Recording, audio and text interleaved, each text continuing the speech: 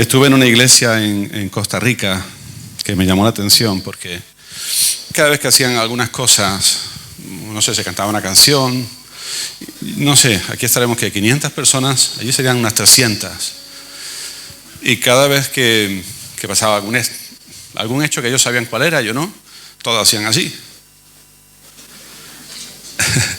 Entonces el espectáculo era gracioso, ¿no? Yo decía, ¿qué querrán hacer? ¿No? ¿Qué querrán hacer? Y lo que estaban haciendo era como aplaudiendo, ¿verdad? No querían, era una iglesia muy tradicional, no querían hacer ruido con palmas, entonces hacían así todo, ¿no? Yo no sé si dentro de un tiempo tendremos nosotros que aplaudir así aquí, ¿no?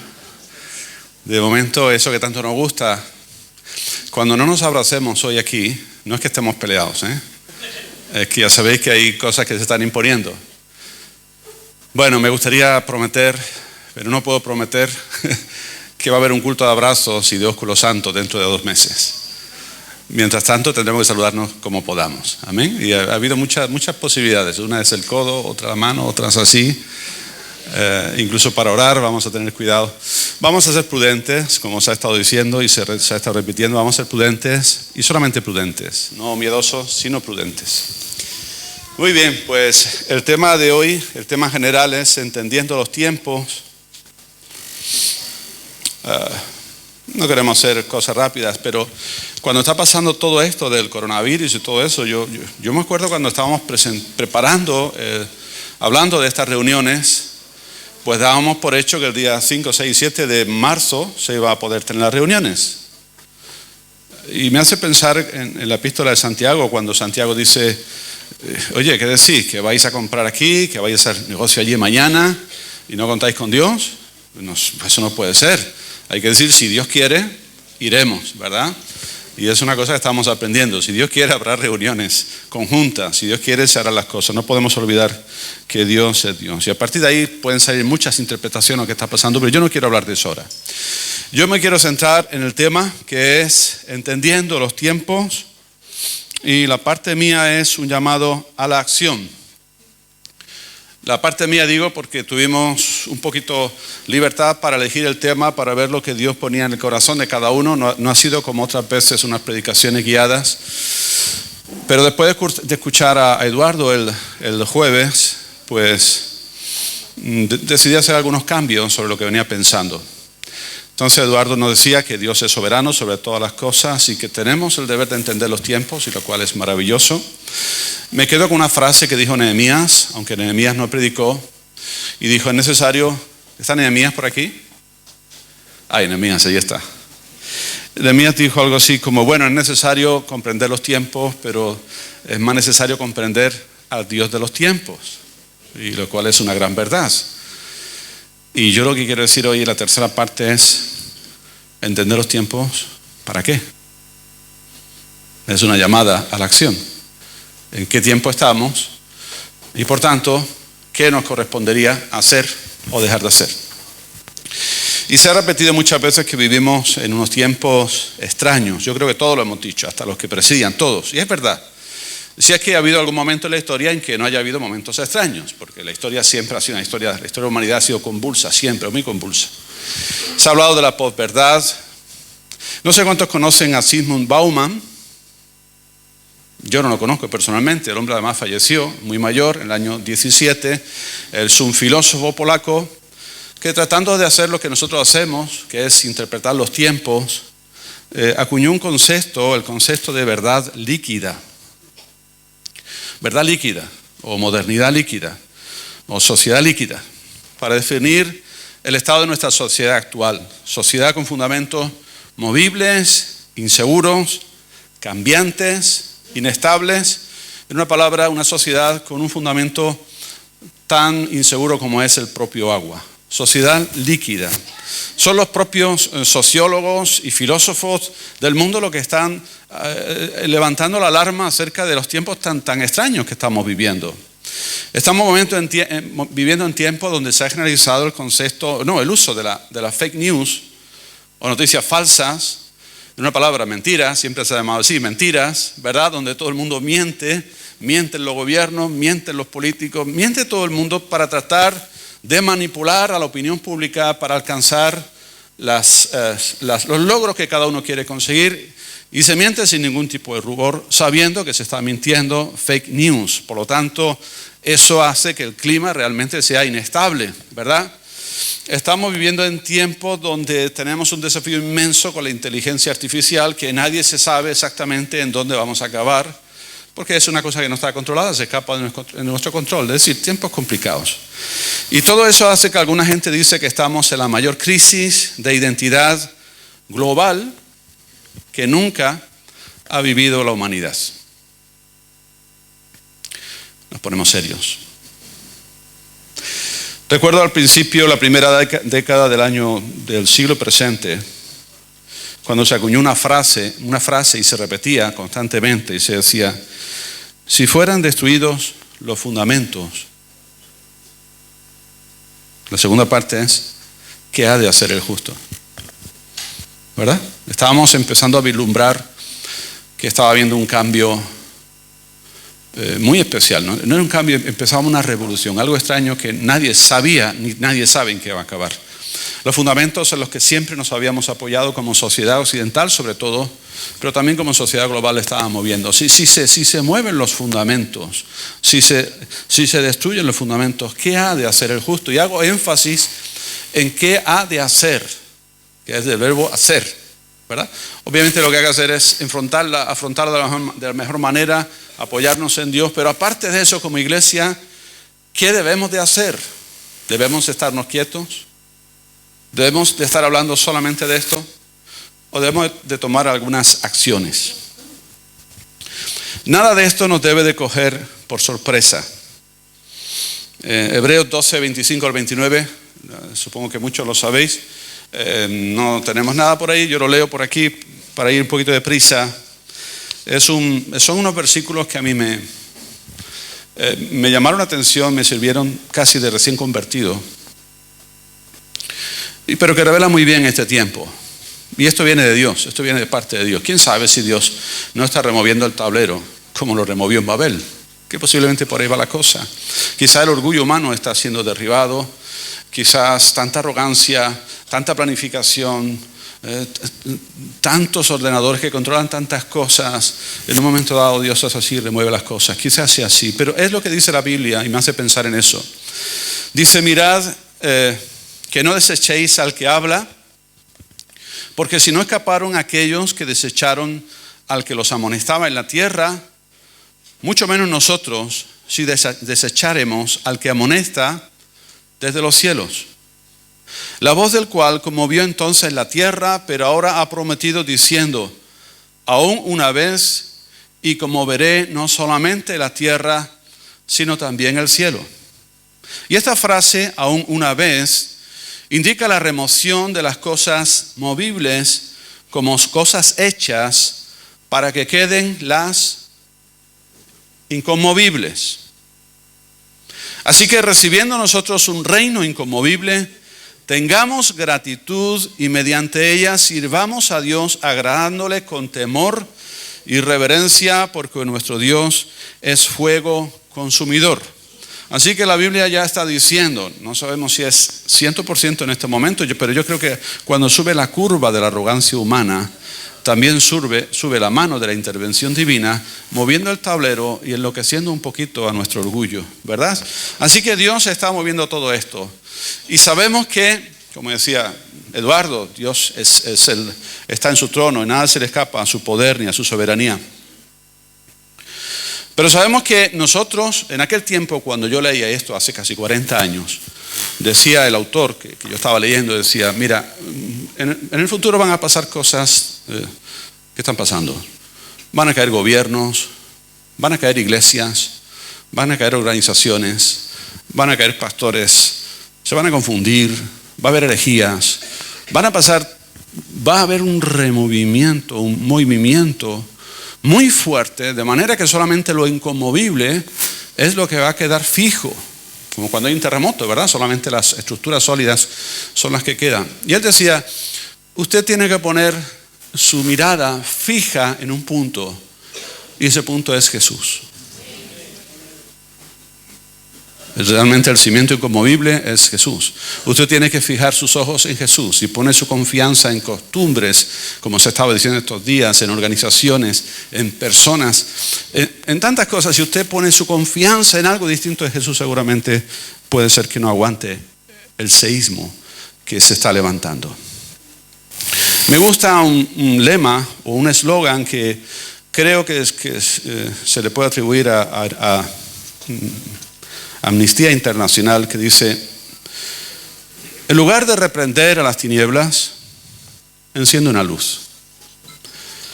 Así que nosotros nos enfrentamos a esta situación. Hay muchas cosas desagradables, hay muchas cosas malas, hay muchas cosas que nos hacen llevarnos las manos a la cabeza, pero sencillamente reprender eso no sirve de nada. Hay que encender luces en el tiempo en el que estamos.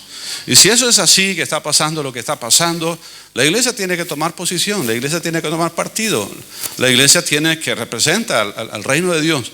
Justamente es una oportunidad. Comentábamos hace un momento y escuchábamos unas conferencias hace una semana en Barcelona, alguien que decía: mira, la gente se convierte mayormente cuando está en una crisis. Sea en una crisis personal, sea en una crisis social, sea en una crisis laboral. Ahí es cuando de alguna manera nosotros tenemos el tiempo, la mente y el corazón predispuesto para recibir algo distinto de lo que veníamos haciendo sin pensar. Así que la iglesia tiene que estar, si todo esto es verdad y lo es, si se están removiendo cosas, sean por las causas que sean, si es verdad que la iglesia no puede estar solamente diciendo los tiempos son difíciles, las cosas están siendo horribles, sino que tiene que ponerse a la tarea, tiene que tomar decisiones, tiene que tomar posiciones, tiene que emprender acciones. No debemos poner el foco en los conflictos, estábamos diciendo. Y es haciendo como el Espíritu Santo nos llena y no al revés. Porque algunas veces pensamos: voy a orar más, mi vida no está bien, que el Espíritu Santo me use, pero yo estoy entendiendo, estoy comprendiendo que claro que es necesaria la comunión con Dios, pero algunas veces el Espíritu Santo no tiene que esperar a que te sientas lleno, o estés viendo ángeles, o estés teniendo visiones para emprender una acción. Más bien es al revés. Cuando tú empiezas a hacer algo en el nombre del Señor, el Espíritu Santo es el que te da la fuerza. El Espíritu Santo no acompaña a nadie que no empieza nada. No apoya a nadie que no hace nada, ni viene sobre nadie que no está queriendo hacer nada para el reino de Dios. Y la iglesia entonces debe estar a la altura de este tiempo. Como cristianos tenemos una visión realistamente negativa de la historia. Realistamente negativa, no es que seamos pesimistas. Tenemos una visión realistamente negativa. Sabemos que los parches de tela nueva nunca cambiarán el tejido completo y tarde o temprano se acabará rompiendo. No sé si tenemos un texto sí, está por ahí, lo podemos poner. Quiero que me acompañen a leerlo, pues si no se aburre, nos aburrimos mucho más si leemos todos. Esto es, lo ha escrito un pastor y escritor que es profesor de leyes y tiene una iglesia muy grande y Dios lo está usando muchísimo, su iglesia, de una manera muy equilibrada. Y él dice algo así: existe un secreto que Dios ha mantenido durante toda la eternidad, pero ahora se ha revelado. Todo aquel que escucha a Jesús, escucha el secreto de que el reino de Dios vendrá en dos etapas. En la primera etapa el reino estará escondido, no será obvio. Debemos buscarlo y encontrarlo. En la segunda etapa el reino de Dios será abierto y evidente, será abrumador. En la primera etapa la voluntad de Dios no desplaza a cualquier voluntad. En la primera etapa del reino en el mundo la voluntad de Dios se hace, pero también se hace la voluntad de los seres humanos, así como la voluntad de Satanás. En la segunda etapa, cuando Cristo regrese en su segunda venida, solamente una voluntad será hecha en la tierra, la voluntad de Dios. Por el momento, durante este tiempo, la voluntad de Dios no siempre termina haciendo la que se cumple. La voluntad de Dios puede ser resistida. La voluntad de Dios puede ser ignorada. El misterio del reino es que el reino de Dios está aquí pero no ha reemplazado a todos los otros reinos. La voluntad de Dios se está cumpliendo, pero de igual forma se está cumpliendo la voluntad de los hombres y mujeres pecadores, al igual que se está cumpliendo la voluntad de Satanás. En este tiempo corremos sobre pistas paralelas. Cuando Cristo regrese, la creación correrá en una sola pista y ahora nuestro mundo correrá en la voluntad de Dios. Cuando estamos interpretando nuestro tiempo, tenemos que interpretar que esto es así. Por eso las dificultades. Hay mucha gente que no evangeliza porque le da vergüenza. Hay mucha gente que no evangeliza porque se siente rechazada. Hay mucha gente que no hace cosas porque el mundo parece que está en contra, ¿verdad? Pero hay que hacerlo aún con esas dificultades. Colosenses capítulo 3, versículos 1 al 3, dice exactamente algo parecido. Si pues habéis resucitado con Cristo, buscad las cosas de arriba, donde está Cristo sentado a la diestra de Dios. Poned la mira en las cosas de arriba, no es la de la tierra. Muchas veces Pablo dice las cosas visibles y las cosas invisibles, las cosas terrenales, las cosas celestiales, las cosas de arriba. Y está haciendo como una dicotomía entre dos reinos, entre dos mundos, entre dos realidades. Sigo, porque habéis muerto y vuestra vida está escondida con Cristo en Dios. Cuando Cristo, vuestra vida, se manifieste, entonces vosotros también seréis manifestados con Él en gloria. Y eso habla de la segunda parte del reino, de la extensión, de la manifestación del reino de Dios. Ahora mismo, hermanos, sufrimos de alguna manera incomprensión, dicho de una forma, creo que suave, rechazo, nos toman por tontos sin serlo, ¿verdad? Y gente que tú sabes que tiene menos capacidad que tú, nos tratan incomprendidos. Hay muchas cosas, parece que no nos podemos manifestar todavía los hijos del reino en la forma y en la plenitud en que Dios quiere, aunque sí nos manifestamos en la plenitud de Dios, ¿verdad? Pero dice, cuando Cristo, vuestra vida se manifieste, entonces vosotros seréis manifestados con Él en gloria. Y será al revés. Y será al revés. Solamente se manifestarán los hijos de Dios. Como hacían en Costa Rica. ¿Cuántos levantan la mano así? ¿Cuántos aplauden al Señor?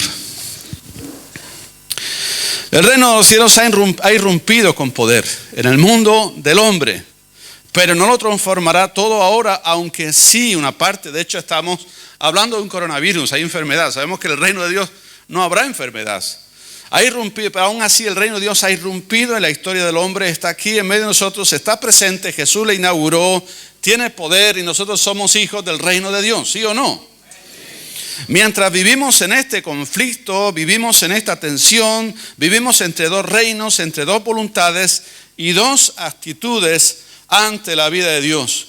Oye, yo quiero invertir en el reino de Dios, en valores seguros. Es algo así como que nosotros estamos viviendo aquí, en el mundo actual, en la vida presente, pero esperamos la vida venidera. Y como tú dices, ¿dónde vas a poner? Es como si estuviésemos entre dos barcos, un barco bonito, grande, poderosa, y otro que está llegando, pero en el que estoy, sé que se va a hundir, y yo tengo el equipaje, y digo, ¿dónde pongo este bonito? ¿Dónde dejo el equipaje? ¿Por qué lucho? ¿Dónde voy a estar? Yo tengo que decidir en qué reino voy a estar. Yo tengo que decidir dónde voy a invertir. Yo tengo que decidir de dónde voy a sacar mi identidad. Yo tengo que decidir, como dice Colosenses, con quién me quiero manifestar. Y muchas veces, si no decir todas, son incompatibles. Entendiendo los tiempos, entonces, si los fundamentos son removidos, ¿qué haremos? ¿Qué hará el justo? ¿Qué harás? ¿Qué harás tú? Porque al fin y al cabo es una decisión personal. Yo he puesto 6 puntos, podrían ser más. Primero es estar firmes en la palabra de Dios, que es universal y eterna. Son 2 adjetivos. Universal quiere decir que no es solamente para una nación, no es solamente para un tiempo, es para el universo. El universo entero está regido por la palabra de Dios. Dios ha creado unas leyes de vida, unas leyes de bendición que hacen que todo funcione. Por lo tanto, la palabra de Dios es universal y es eterna porque no va a pasar. El cielo, la tierra, el coronavirus y tu club favorito de fútbol, todo eso va a pasar. Pero el reino de Dios no va a pasar y la palabra de Dios no va a pasar. Entonces, cuando Dios da los 10 mandamientos, de ese íbamos a hablar.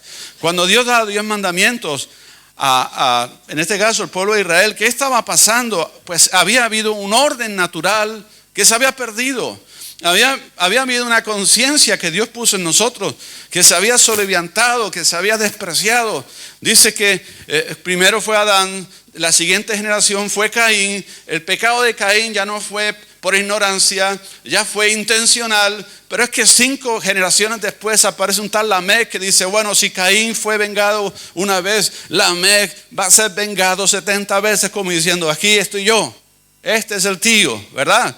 Y unos poquitos capítulos detrás, en el Génesis capítulo 6, dice Jesús, y dice la palabra, y vio Dios que la maldad de los hombres, los hombres se habían corrompido en gran manera.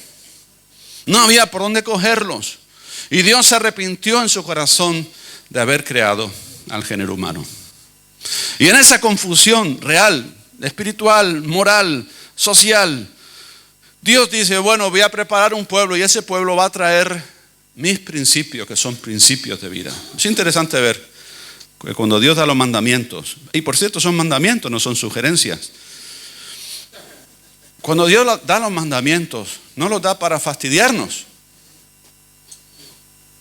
los da para que tengamos vida. Y dice, yo te doy, pongo delante de ti la muerte y la vida. Y haces esto, tendrás bendición, tendrás vida. Si coges aquello, aunque parezca muy atractivo y algo dentro de ti, que se llama pecado, tire para allá, vas a recibir muerte. Y ahí Dios empieza a hacer una labor pedagógica con la humanidad y una labor de gracia para la humanidad.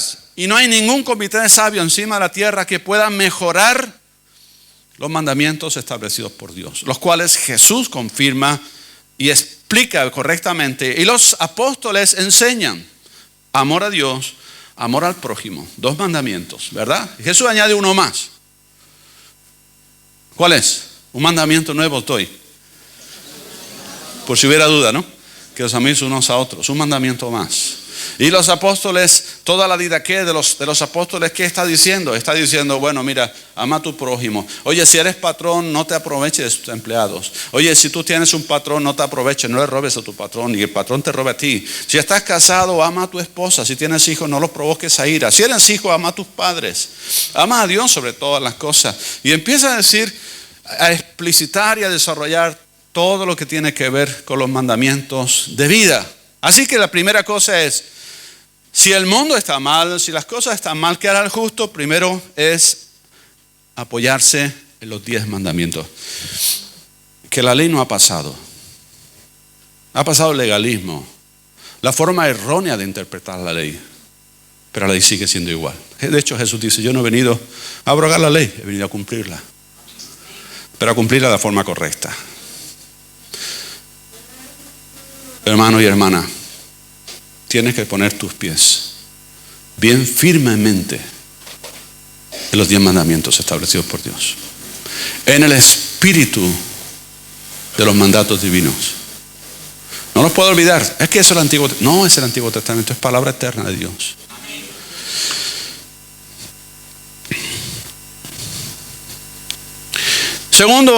Segunda cosa que podemos hacer es esfuérzate. Esfuérzate. Esfuérzate.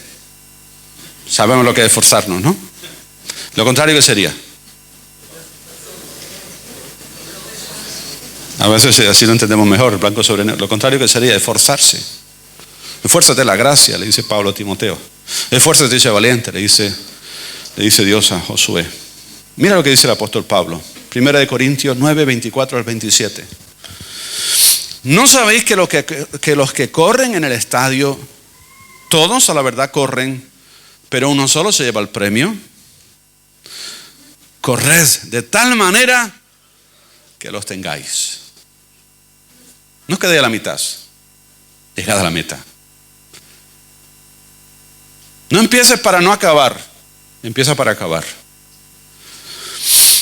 Todo aquel que lucha, de todo se abstiene. Ellos, los atletas, para recibir una corona corruptible, si no interviene el coronavirus, que están prohibiendo las cosas. Pero nosotros, para recibir una corona, ¿cómo? Incorruptible. Así que yo de esta manera corro, no como el que corre a la aventura. De esta manera peleo, no como quien golpea al aire, sino que golpeo mi cuerpo y lo pongo en servidumbre, no sea que habiendo sido heraldo para otros, yo mismo venga a ser eliminado. Quiere decir que tú eres mayordomo de tu tiempo, de tu vida. Dios debe reinar en tu vida y de alguna manera no podemos dejar que nuestro tiempo marque nuestros hábitos, marque nuestras costumbres, marque nuestras aficiones, que perdamos el tiempo que es el tiempo de Dios en cosas que no son necesarias. Esfuérzate. El reino de Dios es para gente esforzada. Esforzada. Esforzada. Y es una frase para nada posmoderna. A nosotros nos la explicaban cuando estábamos empezando, éramos otra generación, éramos los boomers, que veníamos a fastidiar a los pre-boomers, que eran nuestros líderes, ¿verdad? Y la frase que entonces se decía, y que es muy real, es: para que haya vida, antes debe haber muerte. Cuando alguien se convierte al Señor es porque alguien ha estado orando, porque alguien ha estado buscándolo, porque alguien ha estado clamando, porque alguien ha estado negándose a sí mismo, porque alguien ha estado obedeciendo. Y en su muerte está habiendo vida. La vida viene después de que alguien haya pagado un precio. El apóstol Pablo dice un poquito más adelante, 2 Corintios 4, 16 al 18, por tanto, dice: no desmayamos, aunque nuestro hombre exterior se va desgastando, el interior no obstante se renueva de día en día, porque esta leve tribulación momentánea produce en nosotros un cada vez más excelente y eterno peso de gloria. No mirando nosotros, insiste, no mirando nosotros las cosas que se ven, sino las que no. Pues las cosas que se ven son temporales, pero las cosas que no se ven son eternas. Alguien anduvo la carrera antes que nosotros, pero la carrera es la misma para todos. Tercer lugar, entrégale tu dinero a Dios. O mejor dicho, entrégale a Dios su dinero. Creo que no hay sospecha en nuestra ciudad ni en nuestra provincia de que ningún pastor se está haciendo rico en el ministerio. ¿Verdad? Lo digo aquí. Hombre, cuando la iglesia sean miles, pues siempre hay capacidad de manipulación. Todo eso es fake news, todo esto que estamos diciendo, falsa doctrina, todas estas cosas. Pero no, aquí no. Yo siempre tengo en alta estima, y cuando voy por ahí siempre digo, los pastores, mis compañeros de ministerio en Córdoba, son impecables. Muchos de ellos han trabajado en lo secular, sosteniendo su familia, sosteniendo el ministerio. A veces con fatigas y con dificultades, ¿verdad?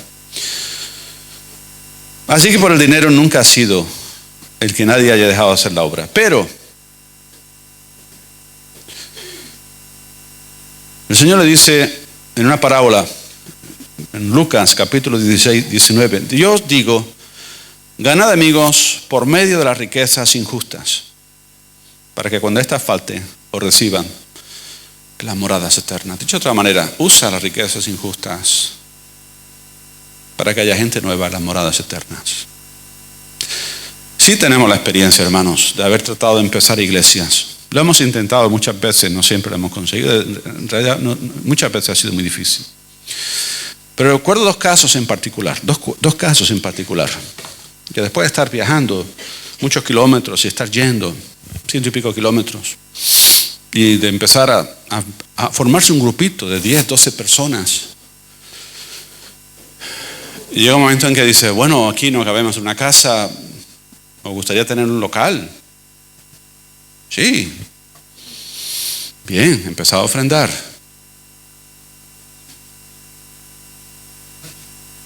Se acabó. Se acabó la obra.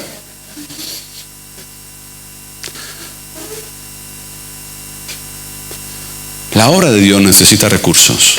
Recursos humanos. Inteligencia. Corazón. Hay gente que no tiene tanta inteligencia, pero tiene un corazón. Y antes estábamos aquí en la alabanza y tenía el deseo de decir algo. Decir, bueno, mira, quizás tú no eres tan, no sé, tan vistoso, ni se te ve tanto. Pero es que tampoco tiene que ser así. Dios te ama como eres. Y tú como eres valioso delante de Dios. Y como eres tienes algo que dar. No tienes que ser como las personas que salen aquí. Puedes ser tú mismo. Y eres amado, aceptado por Dios y Dios te puede usar. Es más, eres necesario o necesaria. De todos los versículos que hablan acerca de eso, que hay doctrina, hermano, yo pienso que nosotros tenemos que estar siempre en equilibrio, como estábamos diciendo. Oye, nosotros no tenemos miedo a la enfermedad, no, pero tenemos que ser prudentes, equilibrio, ¿no?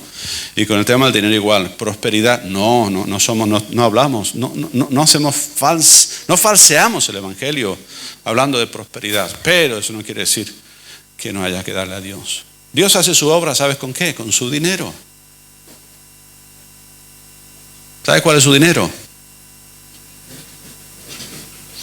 Tiene Dios hay un banco en portugués se llama Espíritu Santo, pero no tiene nada que ver. No sé por qué le pusieron ese nombre tan inapropiado, ¿no? ¿Sabes cuál es el dinero? Y me atrevo a decirlo aquí delante de todos, porque en mi iglesia no lo digo tanto. Con su dinero. ¿Eres del reino? ¿Sí? ¿Estás poniendo las cosas, la vista a las cosas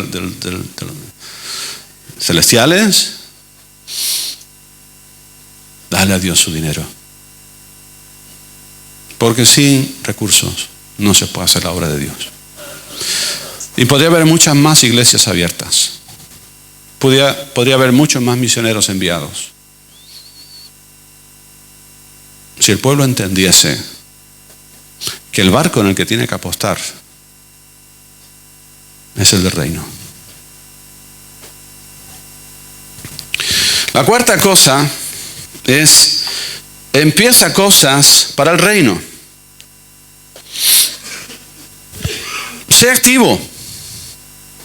Y repito lo que dije antes, he hallado que lo que tú no empiezas, Dios no lo puede respaldar, porque no existe.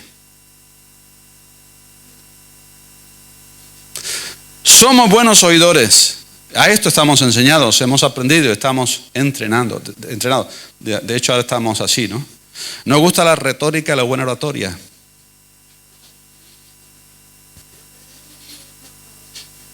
Pero muchos somos improductivos. Solo somos oidores. De buenos sermones, eso sí. Pero improductivos. Nunca hacemos nada, nunca hemos hecho nada. Nunca tenemos tiempo para hacer nada y nunca tenemos la intención para hacer nada. Y decimos que somos gente del reino.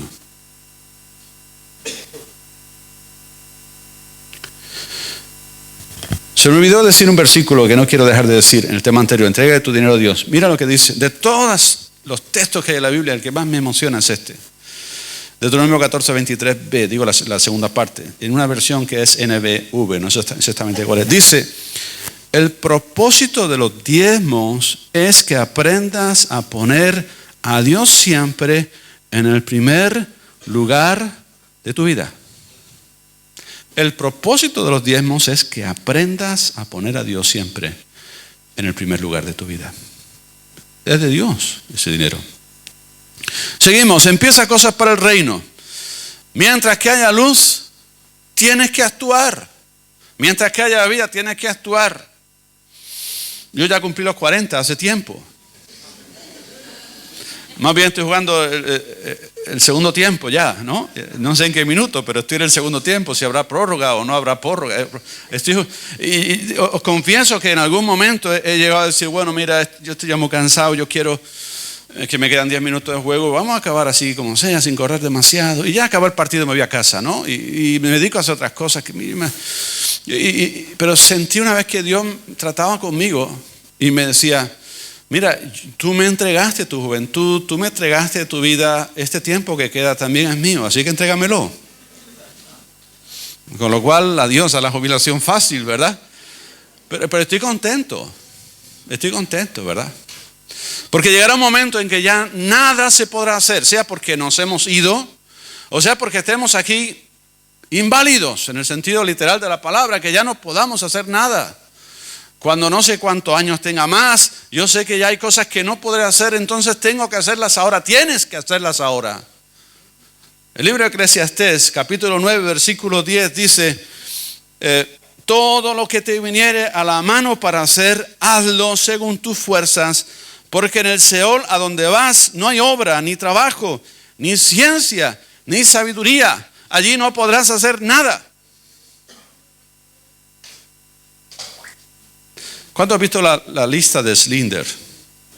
¿Verdad? ¿Viste esa película tan bonita de Steven Spielberg? Me gusta la escena final, cuando el hombre se dedicaba al principio sencillamente por egoísmo a usar mano de obra barata de los judíos presos, pero después la cosa se fue conduciendo, fue declarado justo entre las naciones por la nación de Israel y está enterrado allí en Jerusalén. Al principio lo hacía por egoísmo porque era mano de obra barata, pero con el tiempo empezó a sentir carga por ellos y se daba cuenta que cuando alguien lo iban a llevar al crematorio, él decía que lo necesitaba para su empresa, algunas veces por sobornos, y lo salvaba. Y poco a poco la balanza se fue inclinando y ya hacía más la cosa no por egoísmo, sino realmente por salvar vidas humanas. Con dinero, Y al final de la película tenía un reloj. Y el hombre casi llorando se quita el reloj y dice, este reloj podía haber salvado otra vida. Ahora hay tiempo. Ahora tienes tiempo. Ahora tienes fuerza. Ahora debes de empezar cosas para Dios. Quinto lugar, corre riesgos. Ser discípulo de Jesús es un llamado al riesgo. Jesús corrió riesgos. Voy a tardar 5 minutos más, me parece, no sé cómo estoy de tiempo. Cuando la mujer es sorprendida en adulterio, Jesús se arriesga a mostrar misericordia en vez de condenación. Cuando Jesús está con la samaritana en el pozo, Jesús se arriesga acercándose a una persona marginada. Cuando ve que hay cambistas cambiando monedas en el templo, Jesús se arriesga a desafiar la corrupción. Jesús tomó riesgos al sanar al leproso, al resucitar a Tabita, a enfrentar a Pilato, a los sacerdotes de la sinagoga de Capernaum para confirmar su identidad. Jesús se arriesga a confiar en 12 hombres imperfectos y se arriesgó sobre todo y al principio a hacerse hombre y habitar entre nosotros. Hay que quitarse el colchón, hay que sacudirse la comodidad. Hay que salir de la zona de confort. Yo sé que continuamente me estoy cogiendo de aquí. Tienes que salir de la zona de confort. No vivimos para nosotros. Hay que hacerlo. Hay que empezar riesgos. Hacer algo que nunca has hecho. Hablarle a alguien, aunque suponga un riesgo, aunque suponga el riesgo de que te rechace. Te puede rechazar.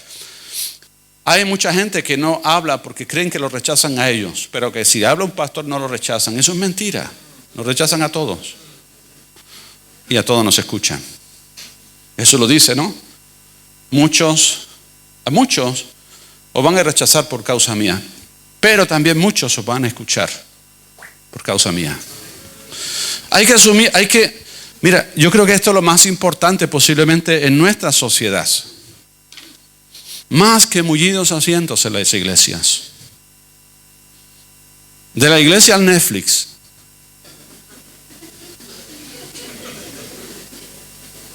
¿Y dónde está el riesgo? Hay que correr riesgos. Hay que hacer cosas que nunca se han hecho. Nos da miedo, pero hay que hacerlo con miedo. Porque Jesús asumió riesgos. Y somos gente del reino. ¿O no? Somos gente del reino.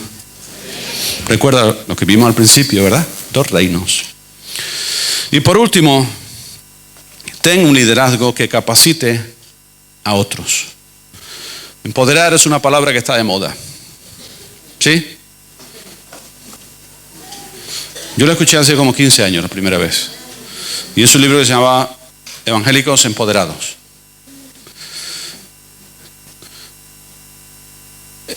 Empodera a la gente, líder. Y si es necesario, empújala. Efesios 4:12 sabemos lo que dice. Él capacitó, Él constituyó a ministerios para capacitar a los santos, para que los santos hagan la obra del ministerio. No los pastores, los santos. Y no hay ningún gozo mayor que un santo esté sirviendo al Señor. No hay ningún gozo mayor que una persona le hable a otro de Cristo, aunque no sepa toda la Biblia, aunque no sepa hablar como hablan los pastores.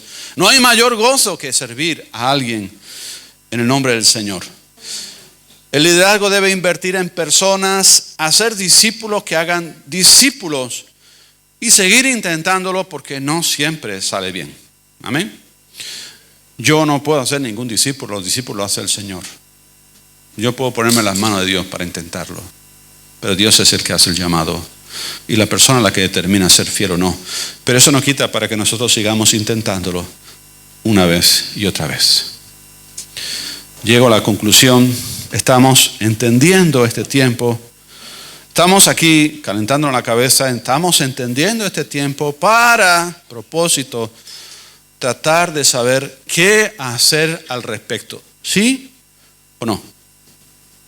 Porque si reunimos solamente para escuchar predicaciones bonitas, no sirve para nada. Entendiendo el tiempo, suena bonito, profético. ¿Para qué? ¿Qué vas a hacer al respecto? ¿Qué vas a hacer al respecto después de escuchar lo que estamos diciendo? El jueves, el viernes y hoy. ¿Qué cambio vas a ver en tu vida? ¿Qué actitud nueva va a aparecer? Y en este tiempo no son los grandes siervos de Dios, como decía aquel que vino de Venezuela, ¿no? Están los siervos y están los siervos. Cuanto más R, más grandes son, ¿no? No serán, en este tiempo no serán los grandes siervos de Dios, ni las grandes campañas, ni los grandes y caros proyectos.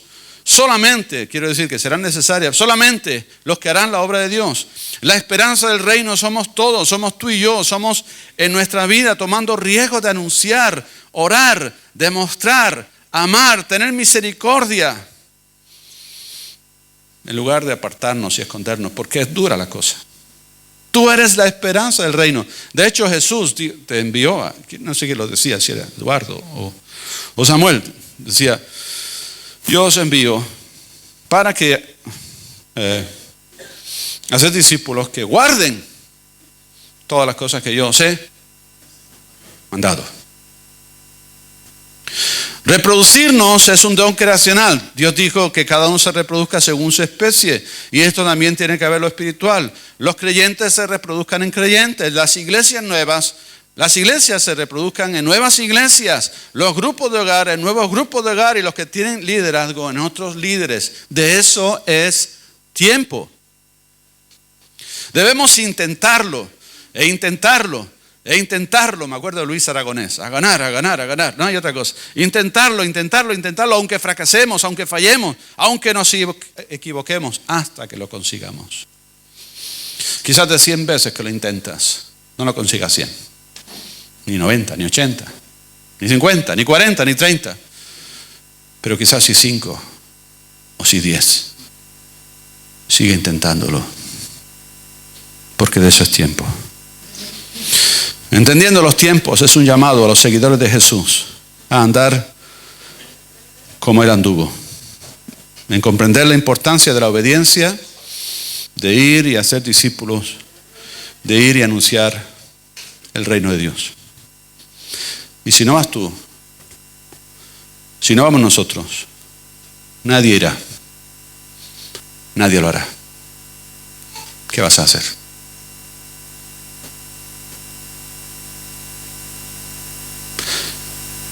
Quiero hacer un llamado, ahora que está la cosa calentita. Si nunca has empezado una relación personal con Jesús, Si nunca has dicho con el corazón, personalmente, Jesús no es el Señor de otros, ni hay que ser perfecto para caminar con Jesús. Solamente hay que decir sí, Señor. Si nunca has empezado una relación personal con Jesús, hoy te invito a que lo hagas. Si no estás seguro si lo has hecho o no lo has hecho, es que no lo has hecho. Hoy te invito a que lo hagas.